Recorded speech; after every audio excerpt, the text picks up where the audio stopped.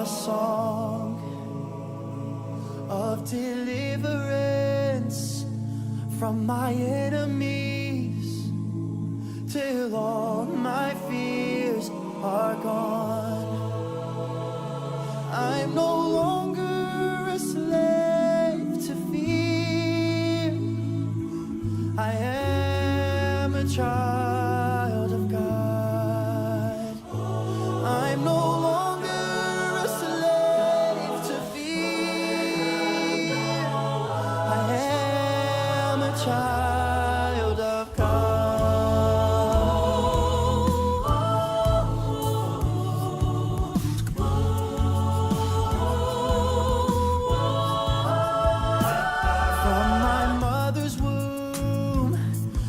I've chosen me.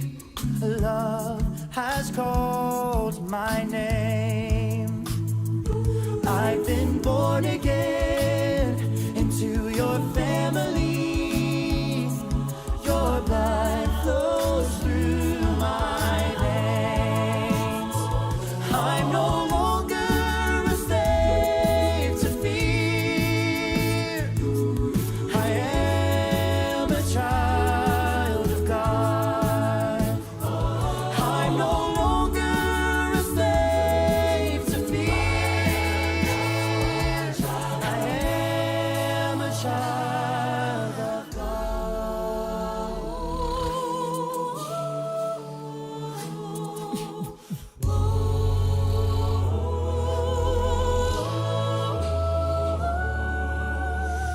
You split the sea so I could walk right through it. My fears were drowned in perfect love.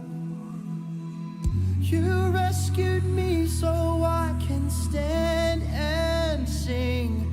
I am a child of God. There is power in the name of Jesus. There is power in the name of Jesus. There is power in the name of Jesus to break every chain, to break every chain, to break every chain, To break every chain, to break every chain, to break every chain. He breaks every chain, he breaks every chain, he breaks every chain. We're no longer slaves, we're no longer slaves, we're no longer slaves. He broke every chain, we're no longer slaves, we're children of God.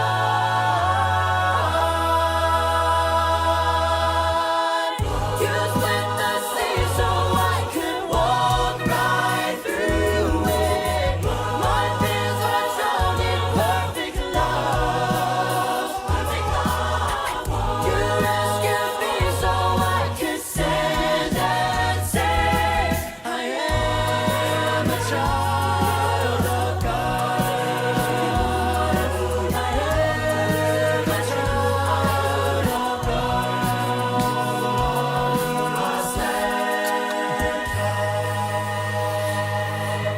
I am a child of God.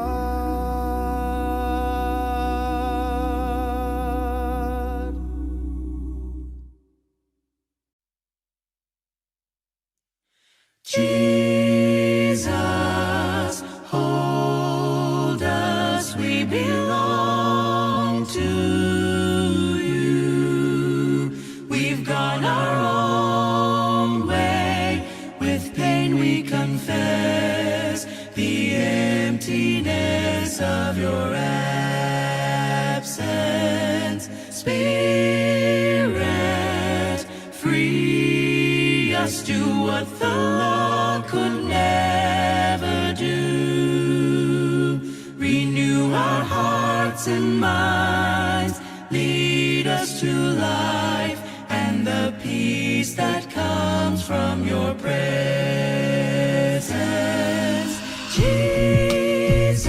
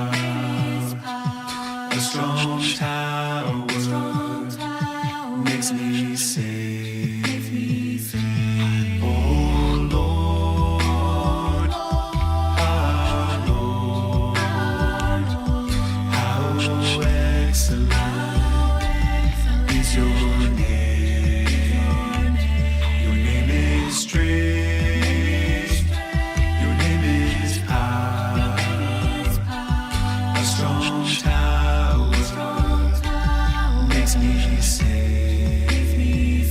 Everybody sing, oh.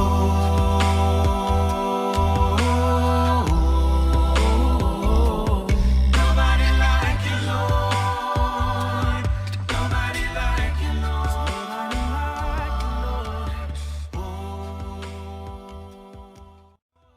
Last night we looked at a few of the themes and kind of pointed out those themes that come from the book of Ruth about dedication and devotion and promise, all those things. Well, 1 Samuel gives us a lot of that as well as we think about, we have the birth of Samuel, right? And then Hannah dedicates Samuel and Hannah's prayer, all those things that about seeking out a blessing from God, and then in a way giving that blessing back to God in a life of dedication and a life of devotion and a life of service. So we're going to look at 1 Samuel tonight, and then kind of as we wrap up tonight, we're going to spend a little bit of time telling you about tomorrow morning.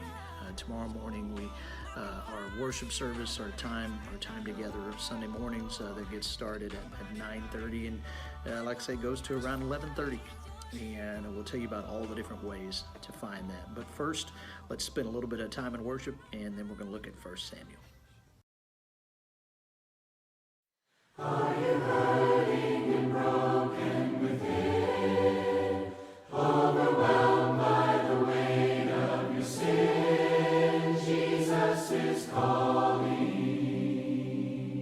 Have you come to the end of yourself? Do you thirst for a drink from the well? Jesus is calling. Oh, come to the altar. The Father's arms are open wide. Forgiveness was bought with the precious blood of Jesus Christ. Leave behind your regrets and mistakes. Come today, there's no reason to wait. Jesus is calling. Bring your sorrows and trade them for joy. From the ashes a new life is born. Jesus is calling. Oh, come to the altar. The Father's arms are open wide. Forgiveness was bought with the precious blood of Jesus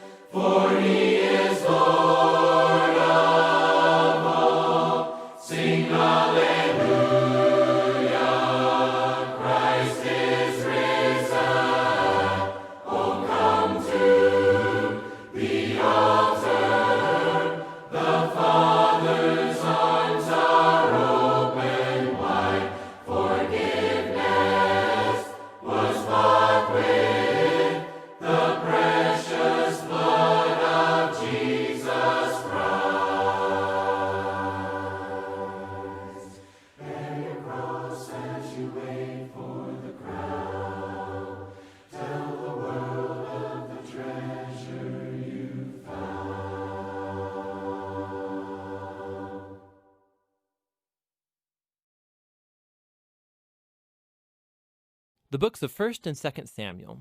They're two separate books in our modern Bibles, but that division is due simply to scroll length. It was originally written as one coherent story. We're just going to cover the book of 1 Samuel in this video. So after Israel was rescued from slavery in Egypt, they made a covenant with God at Mount Sinai and eventually came into the Promised Land. And there, Israel was supposed to be faithful to God and obey the covenant commands. Before the book of Samuel, Judges showed how Israel failed at that task big time. It was a period of moral chaos, and it showed Israel's need for wise, faithful leaders. The book of Samuel provides an answer to that need. The book of Samuel's story focuses on three main characters: the prophet Samuel, where the book gets its name, and then King Saul, and after that, King David. And all three of them transitioned Israel from a group of tribes ruled by judges into a unified kingdom ruled by King David in Jerusalem. And the book of Samuel has a fascinating design that weaves the story of these three characters together in four main parts. Samuel, he's the key leader and prophet in the first section of the book, but then he also plays a key role in the next section, which is Saul's story, and it's told in two movements: Saul's rise to power and then his failures. And the second part is about his downfall and his tragic death. And then the drama of Saul's demise is matched by David's exciting rise to power. And then David's story is told in two movements. First, he rides the wave of his success, followed by his own tragic failure and the slow self-destruction of his family and then his kingdom. The book concludes with an epilogue that reflects back over the whole story. So let's dive in and see how this all unfolds. Part 1 picks up from the chaos of the book of Judges, and we're introduced to a touching story about a woman named Hannah. And she's grieved because she has never been able to have children. And by God's grace, she finally has a son named Samuel. And in joy, she sings this amazing poem in chapter 2. And the poem is all about how God opposes the proud and exalts the humble, about how despite tragedies and human evil, God is working out his purposes in history. And also it's about how God will one day raise up an anointed king for his people. Now, Hannah's poem has been placed here at the beginning of the book to introduce these key themes that we're going to see throughout the whole story, like the next one. Samuel grows up and becomes a great prophet and leader for the people of Israel, at the same time that the Philistines rise to power as Israel's arch nemesis. And in this crucial battle, the Israelites get arrogant, and instead of praying and asking God for help, they trot out the Ark of the Covenant as this kind of magic trophy that will automatically grant them victory in battle. And so because of their arrogant presumption, God allows Israel to lose the battle and the ark is stolen. So the Philistines, they take the ark and they place it in the temple of their god, Dagon. And then the God of Israel defeats the Philistines and the god Dagon without an army by sending plagues on the people. And then the Philistines don't want the ark anymore, obviously, and they send it back to Israel. And the point of this little story seems to be this: God is not Israel's trophy, and he opposes pride among the Philistines, but also among his own people. And so Israel needs to remain humble and obedient if they want to experience God's covenant blessing, which opens up into the next large section. The Israelites come to Samuel and they say, hey, we want a king like all the other nations have. Go find one for us. And so Samuel, he's kind of ticked off and he goes to consult with God. And God says, yes, their motives are all wrong, but if a king is what they want, give them one. And so we're introduced to the figure of Saul. Now, Saul is a tragic figure because he begins full of promise. He's tall, he's good looking, he's a perfect candidate for a king, but he has deep character flaws. He's dishonest, he lacks integrity, and he seems incapable of acknowledging his own mistakes. And so these flaws become his downfall. He wins some battles at the beginning, but his flaws run so deep, he eventually disqualifies himself by blatantly disobeying God's commands. And so the aging Samuel confronts Saul and Israel. He had warned the people that they would only benefit from a king who's humble and faithful to God. Otherwise, the kings of Israel will bring ruin. So he informs Saul that God is going to raise up a new king to replace him. And so Saul's downfall begins, as God at the same time is working behind the scenes to raise up that new king. It's an insignificant shepherd boy named David. He's the least likely candidate to be king, but the famous story of David and Goliath shows that God's choice of David is not based on his family status, but simply on his radical and humble trust in the God of Israel. And so this story embodies all of the themes of Hannah's poem. Proud Saul and Goliath are brought low, while humble David is exalted. From here, we watch Saul slowly descend into madness, while David rises to power. So David starts working for Saul as a general, and he's winning all of the battles, and he's also winning all of the fame. And so Saul gets jealous, and he starts chasing David around, hunting him, trying to kill him. David's done nothing wrong, and so David simply runs and waits in the wilderness. And here we see David's true character. He has multiple opportunities to kill Saul, but he doesn't. He simply trusts that despite Saul's evil, God will raise up a king for his people. What's interesting, too, is that many of the poems of David that you find in the book of Psalms are linked to this very period of his life, and they all express the same attitude of trust. And so this section of the book ends with Saul coming to a grisly death after losing a battle with the Philistines. 1 Samuel tells some of the most intricate, well-told stories you find anywhere in the Bible, and the characters Saul and David, they're portrayed very realistically. And the author's putting them forward as character studies so that you can find yourself in them. So in Saul's story, we see a warning. It's crucial that we reflect on our own character flaws and how they harm us and other people. And with God's help, we need to humble ourselves and deal with our dark side so that Saul's story doesn't become ours. David, on the other hand, is presented as an example of patience and trust in God's timing in our lives. And so he's running in the wilderness, being chased by Saul. David had every reason to think that God had abandoned him, but that's not what he thinks. And so David's story encourages us to trust that despite human evil, God is working out his purposes to oppose the proud and to exalt the humble. And that's what 1 Samuel is all about.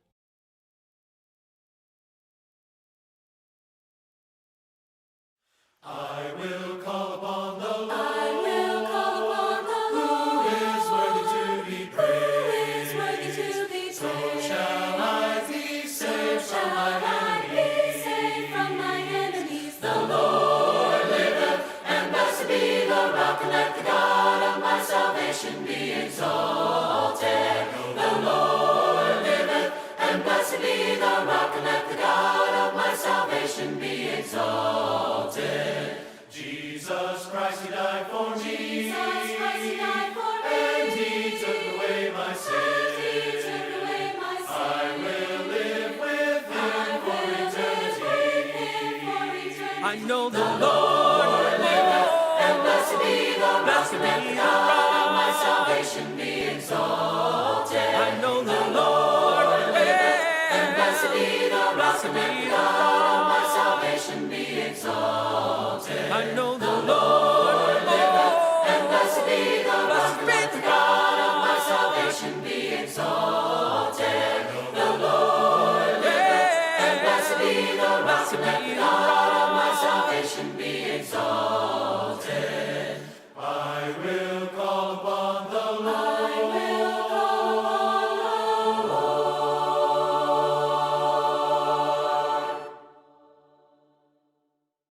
Pray that you've enjoyed this video for tonight. And as I mentioned in the opening, I want to spend a little bit of time telling you about giving you an introduction to our study for tomorrow that will not for our adults or our youth or our children, but when we get into our time of worship, we are going to continue a series led by the Branch Church and the lead minister, Chris Seidman, one on finding strength. On finding strength, kind of looking back at the life of David, and man, all of us right now are in a need, find ourselves in this moment, in this season of needing the strength that comes from God. Watch this.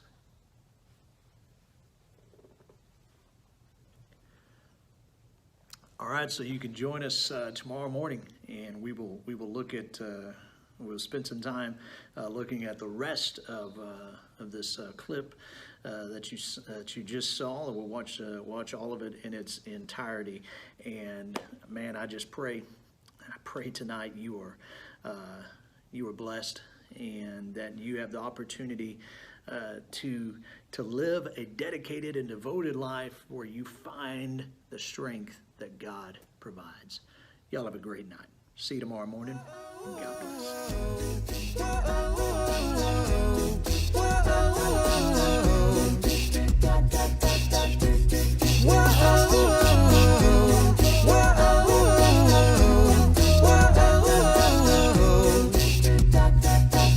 Hello, my name is Regret. I'm pretty sure we have met. Every single day of your life, I'm the whisper inside that won't let you forget. Hello, my name is Defeat. I know you recognize me. Just when you think you can win, I'll drag you right back down again, till you've lost all belief. Oh, these are the voices. Oh, these are the lies. And I have believed them for the very last time. Hello, my name is Child of the One True King. I've been saved, I've been changed, I have been set free. Amazing grace is the song I sing. Hello, my name is Child of the One True King. Whoa, whoa, whoa, whoa.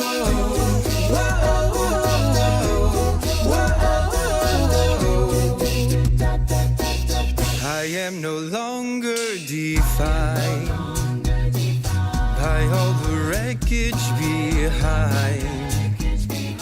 The one who makes all things new has proven it's true.